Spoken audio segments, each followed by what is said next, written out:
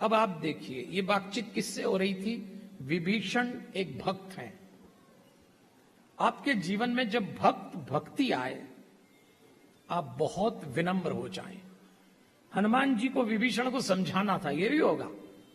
सार्वजनिक रूप में आपको कई बार लोगों को समझाना है और खास तौर पे परिवार में भी कई बार समझाना है। तो समझाते समय हनुमान जी की विनम्रता देखना, अरे बाप रे, क्या हनुमान जी विनम्रता से समझाते हैं। और जैसे विभीषण ने कहा अब आप वहां चले जाइए, तो करी सोई रूप गयो पुनीत हवा, फिर छोटा रूप हो गया।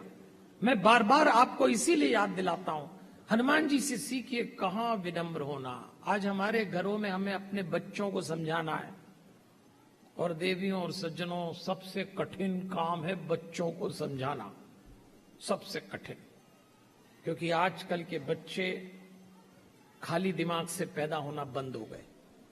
पहले हम लोग जब पैदा हुए, ये सफेद बाल वाले जो बैठे होंगे, तो ये बड़ी दिक्कत है, सत्संग में पता भी नहीं लगता किसके पूरे सफेद हो गए,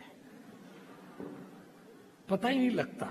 हमारे भूपेश जी कह रहे हैं मेरे तो हैं लेकिन एक बात याद रखिए, बच्चों को समझाना बंद मत करना, वरना जब हमारी आंख बंद होगी ना और हमने समय पे इन बच्चों को रोका टोका डांटा डपटा नहीं, तो हमें बड़ा नुकसान होगा।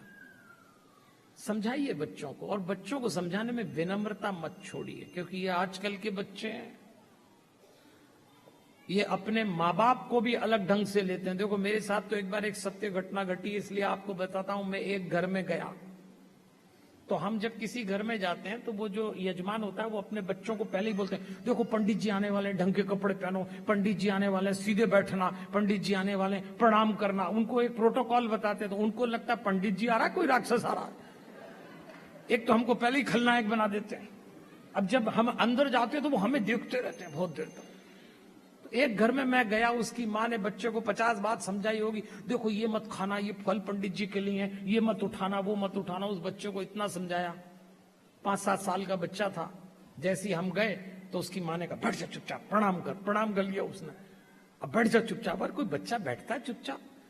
धीरे से उस बच्चे ने अपनी माँ के कान में कुछ कहा और हमें सुनाई दे गया।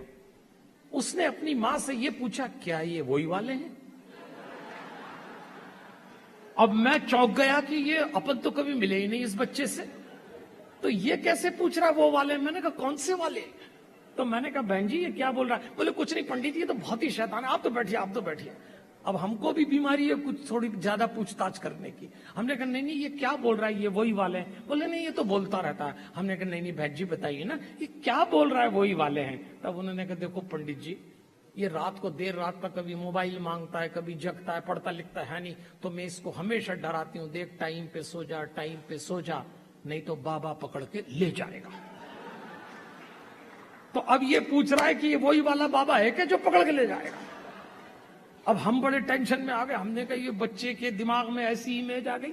हमने कहा चलो, वो बहन जी कुछ अंदर लेने गई, बच्चा और मैं अकेला हो गया। मैंने उससे सोचा, मैंने कहा इसका ब्रेन वॉश करो, नहीं तो ये भगवा कपड़े देख के सोचेगा कोई लेने आए।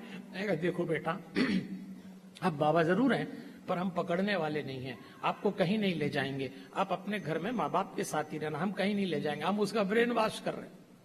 वो बच्चा थोड़ी देर सुनता रहा और फिर धीरे से बोला पंडित जी एक निवेदन है। मैंने कहा बोलो। बोले आप तो ले ही चलो। मैंने कहा ले चले? बोले मेरे मम्मी पापा से तो आप ही ठीक दिख रहे हो, आपके साथ चलता हूं। अब बताओ, हाँ ताली बजाना तो बजा लो आप लोग।